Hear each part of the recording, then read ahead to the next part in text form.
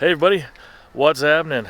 I am just here today at the local park to try and find those. Lots of them up there. I just wanted to come out here and see the geese today because they tend to fly back and forth all over this area. And yeah, I just kind of wanted to do a bit of a walk and talk. There's probably close to 1,000 birds that are up there on that particular field. There's some more straight ahead. Of course, I can't get over there to see everything because it is very, very private property. But always right before sunset they start to kick off. So I'm gonna watch them for a few more minutes and I'll get back with you.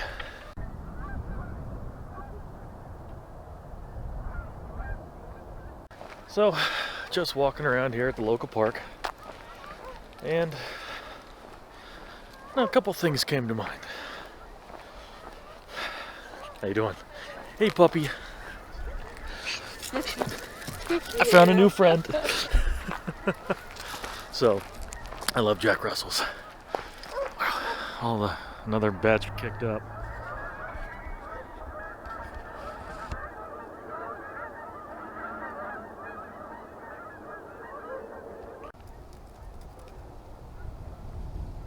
Yep, there's another flock coming in. Beautiful watching those geese do their thing. Oh, here's some more. Let's get a quick zoom in on them. Smaller flock. Of course, they're looking to go back there, and those right over the hill there is some freshly cut corn.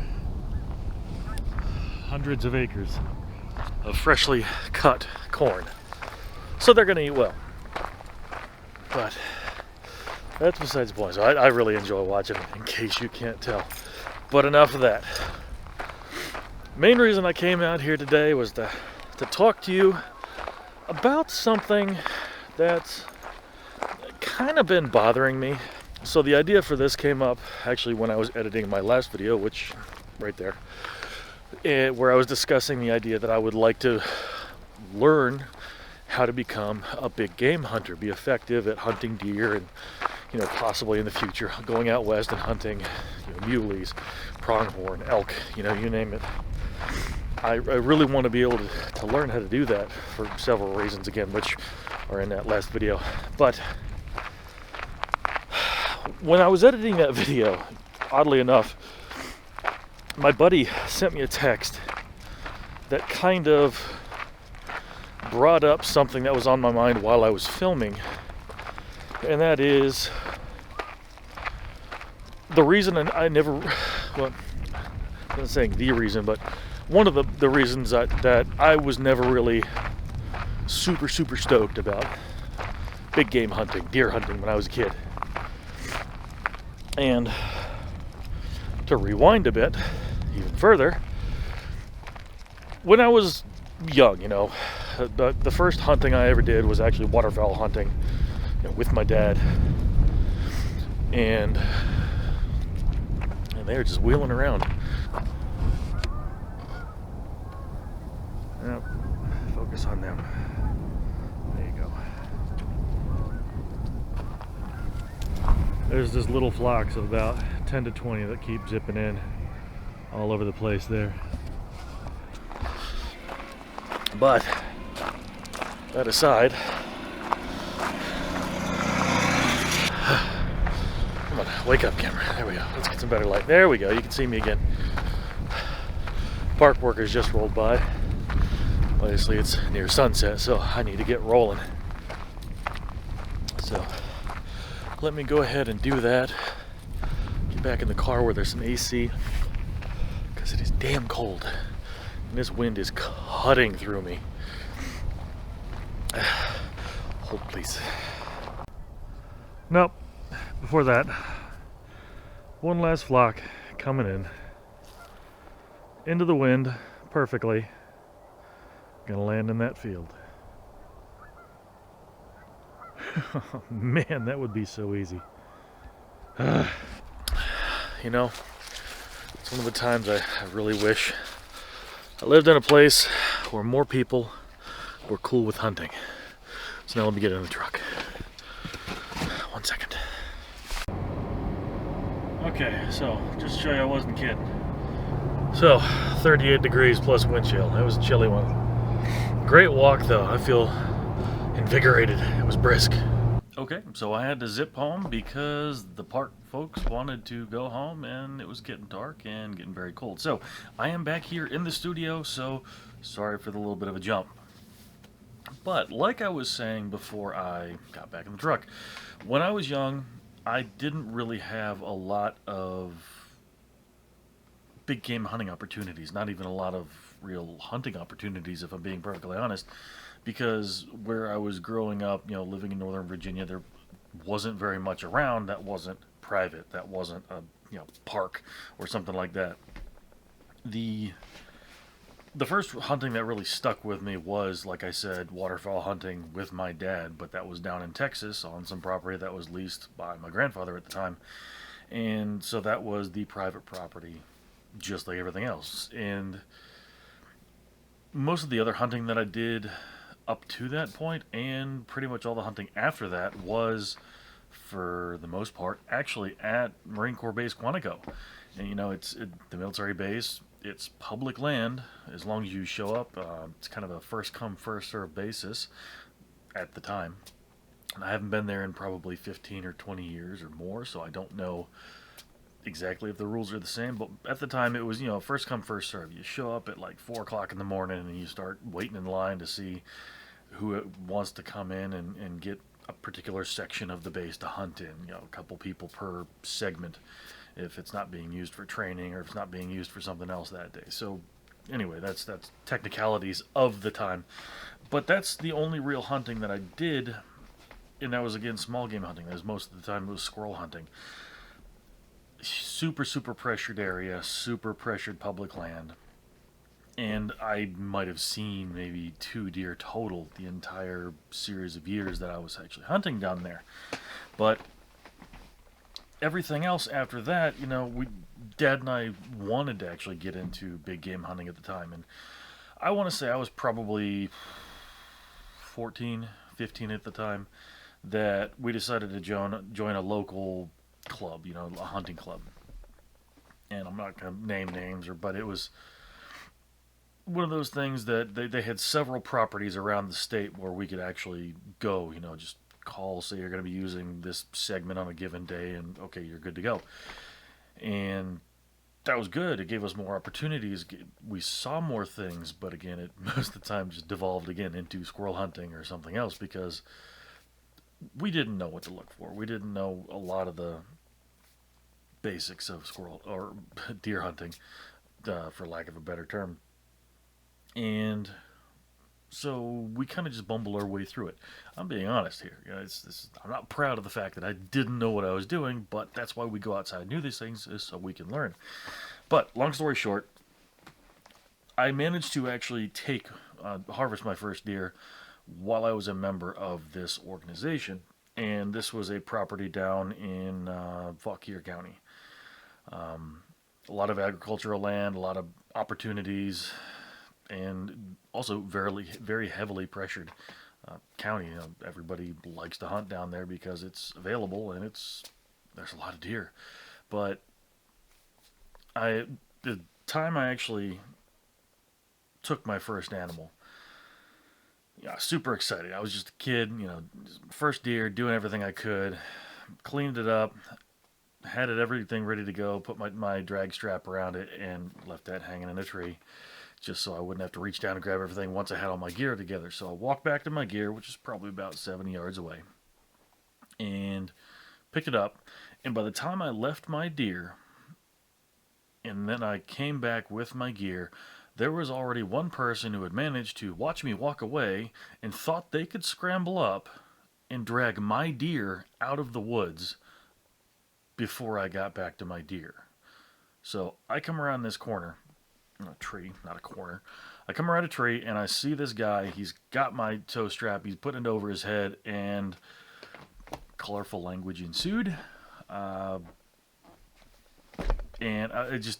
it struck me, how could somebody do that? And again, I was a kid. It did not make any sense to me as to why somebody would take someone else's animal after all the work had been done. People they do really dishonest things, but that really, really, really left a sour taste in my mouth. Apart from, the unethical way that a lot of other hunters were hunting, that were part of this organization. I could go on for hours about how many idiots I saw in the woods because of that. And I'm sure you've got stories about things like that too, but that was my first real experience of, I wouldn't necessarily call it a poacher, but somebody that's extremely unethical. Dishonest hunters, dishonest people in general. And that's not the only time I've heard about that. When I was actually editing my last video, that particular instance came up because it really struck me as just awful. I'm sorry, I'm not being very articulate because still looking back at that, it's extremely off-putting the way that somebody was acting. But when I was editing that last video, honestly, I got a text from one of my best buddies who had actually been hunting that day, and he sent me a couple of videos from his tree stand. It wasn't of animals, it wasn't of wildlife, it wasn't of him harvesting his animal. It was of a couple hunters, a couple individuals that were trying to poach deer off of property where they did not have permission to hunt. They drove their vehicle up, parked it behind some hay bales, and walked onto this set of ag fields that had a little island of trees in the middle, thinking they could get away with it and thinking they could pull an animal off of property that wasn't theirs. Luckily, the owner or whoever had access to that property was there within 15 minutes and managed to run these individuals off. But that's another example of this. I remember when this house was actually getting built years ago. This was a large farm, It was a large farm, and there were people that had property or permission to hunt this property there. And after the houses had already been built, there was people living here. There were houses here. There were still some people that came in and tried to poach animals off of the neighborhood property. Very, very dishonest. And another story, if you want to go back and look at that last video, the comment on there for one of my subscribers, he was saying that he tried to get into deer hunting and he had a property set up, but he went out to hunt it and his stand and a camera had been stolen, and then he said, okay, whatever. Went to another property. He wanted a small property, and everything he had was stolen off that property as well. So I think in my area here in Northern Virginia, the interactions that that landowners have had with people like that are the reason why they just don't let anybody hunt anymore. There's such a sour taste in everybody's mouth for allowing people access to your property to be able to harvest animals, to be able to hunt.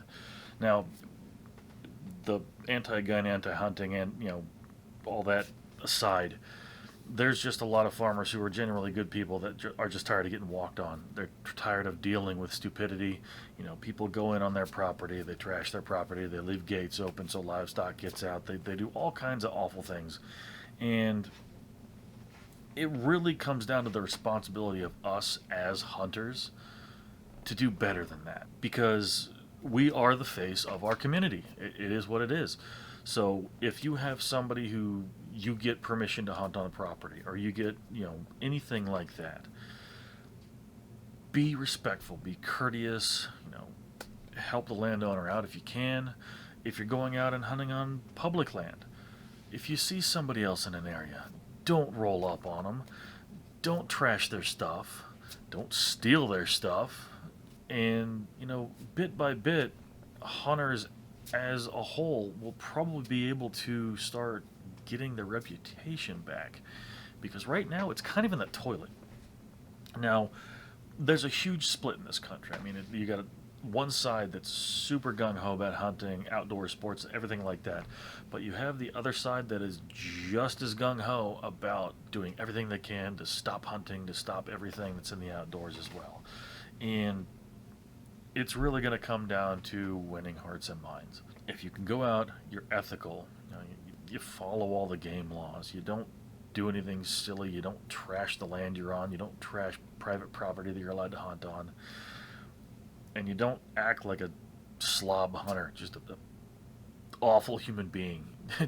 It's not that hard to be a good person. It's really not. Sometimes it's actually harder to be that awful person. So don't be that guy or girl.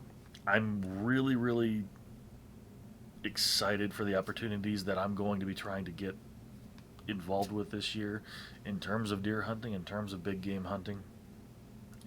And I really want to change my own opinion about this and bring you along with me on that journey. And if anybody watches my videos and is able to, kind of get the idea, hey, maybe these hunters aren't so bad, maybe these sportsmen aren't so bad. If I can just change one mind, I'm going to consider that a win, because one person can change one mind. That person whose mind got changed will then talk about the good experience. The thing is, you're about 10 times more likely to hear a bad story as you are to hear a good story from someone. And that's because the bad experiences stick with them. So do what you can. Try and put smile, be friendly, be courteous, be respectful.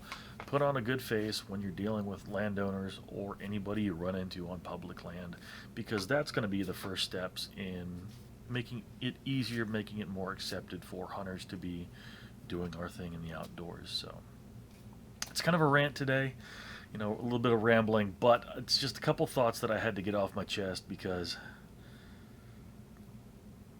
we got a good thing and we got to hang on to it. It's going to take each and every one of us to do the right thing to do it. But that's all I got for you today. So, like I always say, thanks again for watching. Make sure you find a reason to smile today, and I'll catch you in the next one.